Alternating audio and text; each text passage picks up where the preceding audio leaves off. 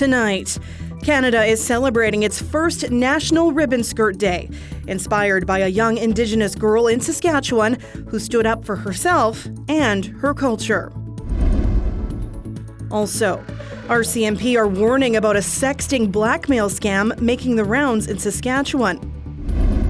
Plus, unfortunately, Saskatchewan seems to have gotten the short end of the travel stick, as we say. We check in with an analyst on the state of air travel in Saskatchewan as people grapple with fewer options.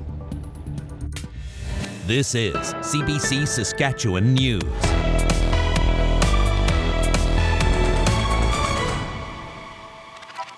It is Wednesday, January 4th, and the CBC Saskatchewan News starts right now. Good evening, and thank you for joining us. The country is watching the Regina Pats star player tonight as Connor Bedard and Team Canada take on Team USA in the semifinal. It's the biggest rivalry in hockey, and it's playing out right now at the World Juniors in Halifax. But no matter what happens tonight, Bedard is sending waves through the hockey world.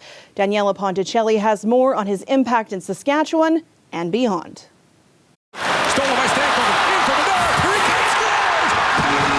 The buzz for Canada's Connor Bedard is only getting louder. With one shot, he moves by Eberle for goals, and Lindros for points, all time for Canada. Amplified by the 17-year-old's record-breaking performance at the World Juniors. He just scored in the overtime winner for it, and we just thought, wow. This young Regina skater was already inspired, having seen Bedard play as a Regina Pat in the Western Hockey League at the rink next door. What he's done and all the hype and all the eyeballs and everything that are on him, it's unbelievable. Like I've never seen it. I don't think I've ever seen it in this Western Hockey League, especially in Regina. Only this number 98 jersey and about a dozen Bedard shirts were left at the team store Wednesday. One clerk told us 90% of customers want his merchandise. While the Pats haven't enjoyed big crowds this season, Bedard's hype sold out venues during the team's recent BC swing. And that was certainly the first impact we saw of the real Connor Bedard effect, if you will. And we expect that post-World Juniors. And that's what the fans came to see. The Saskatoon Blades are bracing for bigger crowds when Bedard plays in that city after his return to the West, including the Blades' final regular season game. I really don't know what to expect. I don't want to be so bold to say that we might sell out SaskTel Centre, but I don't think that that's out of the realm of possibilities. Already called a generational talent, Bedard is the presumptive first overall pick for this year's NHL draft. And that was before smashing 5 records during the World Juniors quarterfinal on Monday, finishing with his now iconic overtime winner. Bedard back with it. Slides in again. Bedard talks right in. He's been doing that move for 2 years that he's been here, so I've been seeing that. So I kind of knew that once the puck got on his stick, I think it was all his show. It was his time. But perhaps Bedard's current head coach, in his understated style, put it best. I can't really do it justice, but no words and unheard of this kind of performance. Considering his success at the tournament so far, hockey fans know Bedard is only getting better. And they are excited to witness that in Saskatchewan when the Regina Pats welcome back their exceptional young star. Daniela Ponticelli, CBC News, Regina. Today is the first National Ribbon Skirt Day, and it was inspired by a young girl from Cody First Nation who was shamed for wearing hers to school just over 2 years ago. Today, Isabella Kulak celebrated alongside her family, her community, and Senator Mary Jane McCallum. McCallum put forward a bill to federally recognize National Ribbon Skirt Day. In December 2020, Kulak wore a ribbon skirt for a fancy dress day at her Kamsack school. An educational assistant told her it wasn't fancy enough. That sparked outrage and a ribbon skirt movement. The traditional clothing represents strength and resilience. Women across Canada wore theirs today, including the founder of Vancouver Indigenous Fashion Week. I was taught by Roxanne Tattoos from Saskatchewan, and she said that anyone can wear a ribbon skirt. I would say don't take up too much space though. Like if you are a non-Indigenous person, and if you're working in Indigenous community and you're going to ceremony, I would say that like that's okay, but I wouldn't just, wear a ribbon skirt just to, just to wear it. I would just definitely make sure that you're working within community and you're a good ally. Isabella Kulak was gifted with an eagle feather from FSIN Vice Chief Ali Baer today. And because there were no classes at many schools in our province today, some Saskatchewan schools plan to mark the day at a later date. Mary Ellen Turpel-Lafond, a high-profile academic and former Saskatchewan judge, is no longer a professor of law at UBC. An official with the university confirmed that her employment ended there last month, but the university won't say why. For decades, Turpel-Lafond had claimed to be a treaty Indian of Cree ancestry, but a CBC investigation last fall found no evidence of that. Genealogical documentation indicated she was of entirely European descent. CBC reached out to Turpel-Lafond for comment, but she has not replied. Prince Albert police say they've arrested and charged a woman with the first-degree murder of Taya Sinclair. The 24-year-old Métis woman left behind 2 young children. Her burnt body was found in a snow dump in Prince Albert last March. The woman accused of killing her 25-year-old Stephanie Halkett Stevenson is also charged with aggravated assault, unlawful confinement, and uttering threats involving a second victim. She was arrested yesterday while in custody for another matter, and she appeared in Saskatoon Provincial Court this morning. RCMP in Maidstone are sounding the alarm about a catfishing scheme that's targeting young men and teen boys in Saskatchewan. The scammer uses a fake online persona to trick victims into sending nude pictures, then blackmails them. Laura Sharpaletti has more. Maidstone RCMP are investigating 3 cases of catfishing and sextortion. The victims are between the ages of 14 and 30, and there may be multiple perpetrators. Police say scammers are presenting themselves as young women on platforms such as Facebook, Snapchat, and Instagram. They're enticing young men and teenage boys to send them nude photos, then demanding money, threatening to share the photos with their friends and family if they don't pay up. Young people are particularly vulnerable because they're very new to relationships. They're only fed what the media gives to them. They're exploring. They're not sure exactly how a relationship works out. Alec Kouros knows all about catfishing. His image has been used without his consent for 15 years. The University of Regina professor says fraudsters use his face to start an online relationship, then ask the victim for money.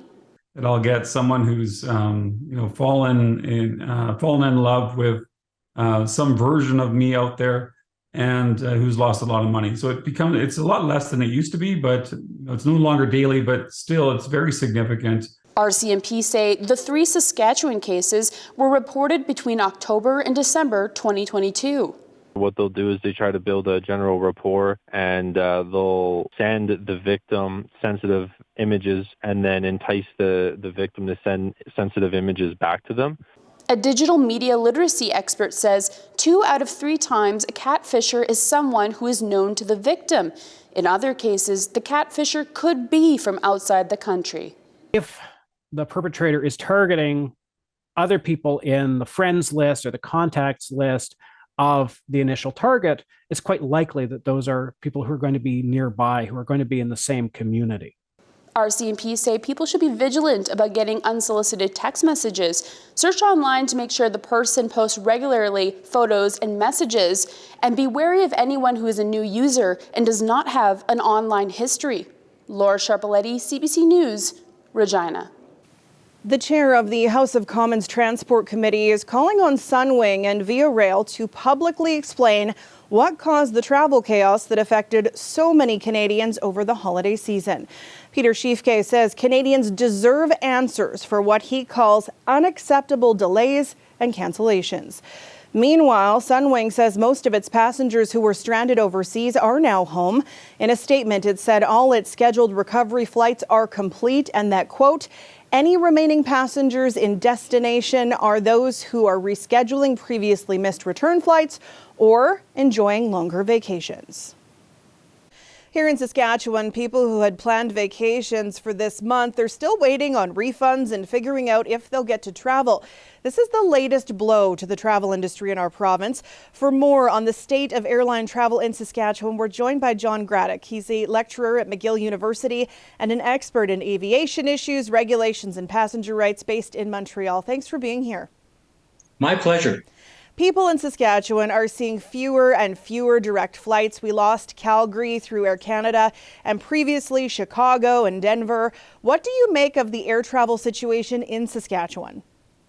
Well, unfortunately, Saskatchewan seems to have gotten the short end of the travel stick, as we say, over the last few months, with both Air Canada and WestJet, playing around with the schedules and trying to figure out what type of service can people of Saskatchewan expect from carriers. And Sunwing's announcement about canceling services in January this month, further compounds the problem.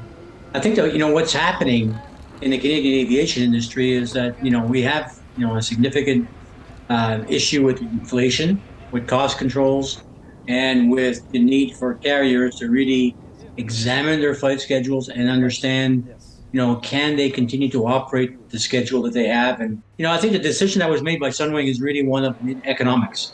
And they can basically look at a market and they can decide on a short notice without having, no advance notice requirements to let people that hold reservations that they're no longer supporting that service. So this is the vagaries of the marketplace. We are in a free market. We are in competition. Carriers come, carriers go. And as you saw with Air Canada services being withdrawn, there's no requirement for notice. There seems to be a lot of pent-up demand for travel right now, so one would think airlines would be adding more flights, not stopping them entirely. What's behind this generally? Well, I think the carriers are looking for an easy out.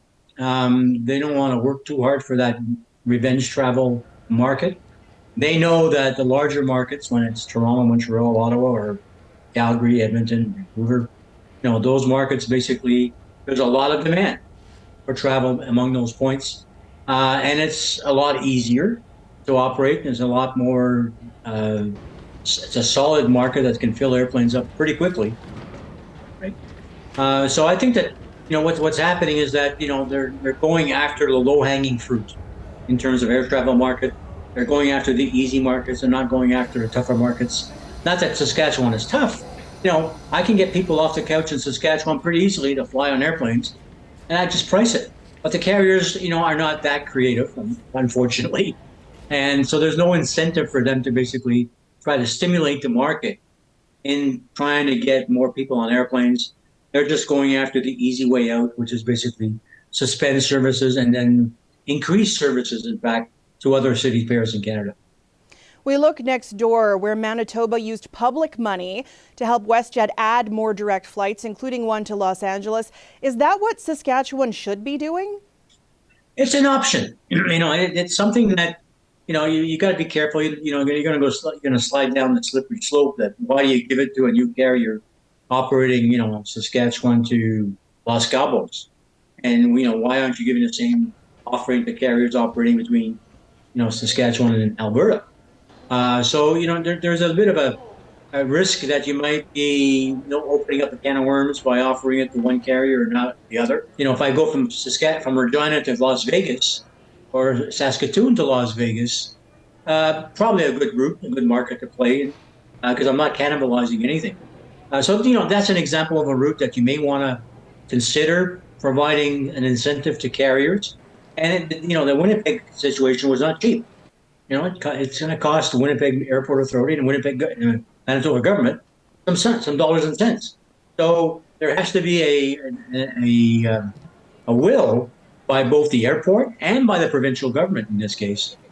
Thank you so much for your time and your perspective, John. My pleasure. Have yourself a great day. Thank you.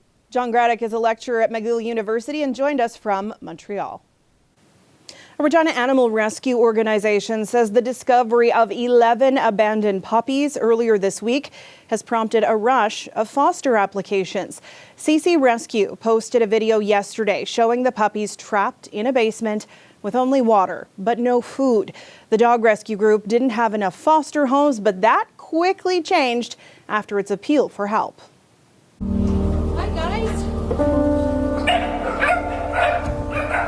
The owner of the home had contacted us about a bit of an emergent situation. There was a home that was currently not occupied by any people that had 11 puppies that had been left in the basement. They couldn't get out because the bottom 2 steps had been removed. So they were just a little too small to be able to kind of escape on their own. They're pretty terrified. They were scared of people. So I had to do some creative maneuvering, I guess. Some were under like concrete blocks and the furnace, and one had kind of really dug herself down into a sump pump hole. And then other puppies were kind of on top of her, keeping her very hidden. 3 of them were behind this shattered glass mirror. So I had to try and move that without scaring them too much and get them out without anybody kind of sustaining any additional injuries. I think we did okay. Everybody looks as good as I could have expected, I suppose. They don't look amazing, certainly. Our actual intention with picking them up and doing that post was that another rescue, maybe anywhere, another province, somewhere would be able to kind of step up and help us and take them in, because we just had no capacity, especially 11. 2 or 3 I could probably maneuver, but 11 kind of felt insurmountable. And then we did the post, and it turns out a lot of people were kind of moved by what happened. I think we had over 30 new foster applications. We are working through them. I'm pumped because we have even more calls to answer as soon as we have the space, and we have a giant wait list that I'm hoping people are now seeing what the reality is for us, willing to help with these 11 or another one. My heart is so happy. It was a picture-perfect day in Regina as all the fog we've been seeing overnight lands on those tree branches. And the temperatures have made it more than favorable to get outside for a walk in the fresh air. We are in for another foggy night tonight, and that likely means another pretty day tomorrow. Ethan will have more in his forecast after the break. Stay with us.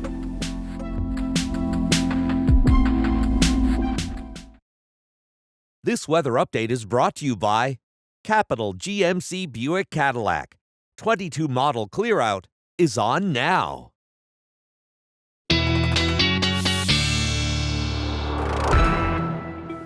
Welcome back. CBC weather specialist Ethan Williams joins me now, and I begin with an important question.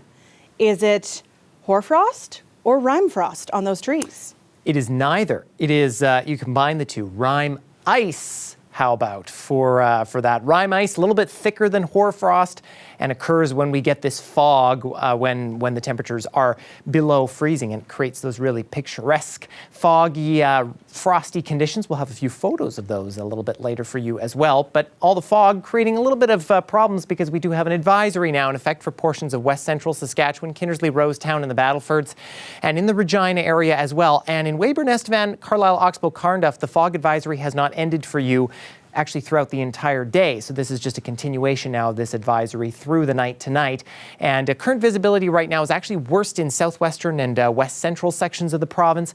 All of us going to be expecting patches of fog tonight, but again, the worst of it in the advisory areas. Now, before we go any further forward, last night we told you all about December's temperatures and precipitation look back. This is the entire year of 2022, and data courtesy of Environment Canada, of course. Key Lake with just 63% of normal moisture. That makes it your driest year in 37 years of record keeping. In Saskatoon, your 4th driest year in 115 years. Estevan, Yorkton getting a little bit more moisture, but even with all those storms in Estevan earlier in the spring, you're just above normal moisture-wise. Temperature-wise, all of us slightly below the normal. Compare that to 2021 when we were just slightly above. Key Lake, the furthest deviation, all of us about a degree cooler. Meadow Lake, the least deviation there. And temperatures coolest where there is fog building in now, southeastern Saskatchewan and west central, where temperatures are dropping into the mid to upper minus teens. And tonight, visibility expected to drop again, sporadic in areas, but again, probably going to be the worst in the areas covered by the advisory. Outside of any fog, we're really not looking at too much happening on the map over the next few days, except a small little system moving to our south, which is going to bring just a little bit of precipitation to southwestern Saskatchewan on Friday morning. But high pressure is going to be keeping things clear, cool, and calm on the eastern side of the province through Friday and possibly into Saturday. Few wind gusts expected in western Saskatchewan on Friday, especially in the southwest where it gets a little gusty sometimes. The winds coming down off the Cypress Hills up to 50 kilometers an hour or so, but outside of that, nothing too big. Regina, our next few days. Tomorrow we're taking a bit of a drop temperature-wise, but conditions should stay calm and sunny for the most part, and then the warm-up through the weekend. And as we get into the beginning of next week, conditions getting a little cloudier, maybe a little bit of flurries on Wednesday, and winds starting to pick up once again here. Saskatoon, we're looking for temperatures to drop slightly again tomorrow, down to -12, rising over the weekend again. We should see a pretty nice weekend with mainly sunny conditions. Overnight lows remaining fairly nice and some flurries to round it out. So, going into the second week of January here, Sam, nothing too big to mention, which is pretty good. That's great for January, Ethan. Keep that rolling. Yes, not jinxing it now. Okay, thank you. You bet. Some stunning pictures at a big white ski resort near Kelowna, BC. After snow and ice completely encased the Falcon chairlift, Big White officials have said they expect it will take crews 2 to 3 days to completely de-ice the lift. The resort says the lift hasn't been running since November due to a lack of snow. We'll be back after the break.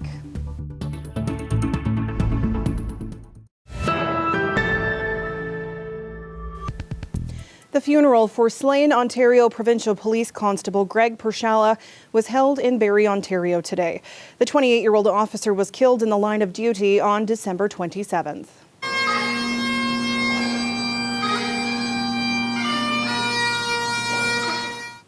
Ontario Premier Doug Ford spoke about the sacrifice officers make, providing safety and ensuring freedom for the public. Some members of Pershala's family also spoke at the funeral. Several hundred officers lined the procession route in the pouring rain. Hundreds of police officers and emergency service personnel filled the arena to pay their respects. Russian military officials are saying unauthorized cell phone use may have led to the deadly strike on a temporary barracks in an occupied area of Ukraine. Both sides have been tracking cell phone use in an effort to identify and target large groups of soldiers. Russia is now reporting that at least 89 soldiers were killed in the attack early on New Year's Day. That's up from the 15 deaths that were reported immediately after the attack. Ukrainian officials and some pro-war bloggers inside Russia say hundreds were killed. Most are believed to have been recently drafted troops.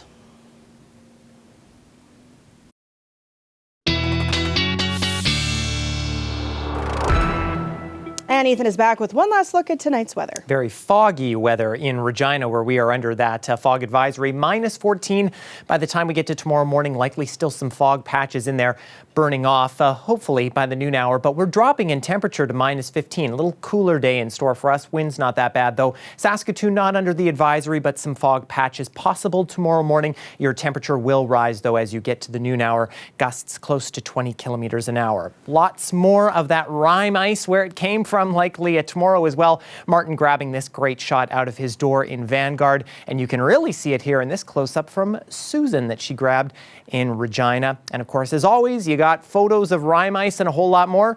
Send him to Sask Photos at cbc.ca. Looks very picturesque, Sam. Absolutely. It's going to be another nice day tomorrow. Thanks, Ethan. You bet.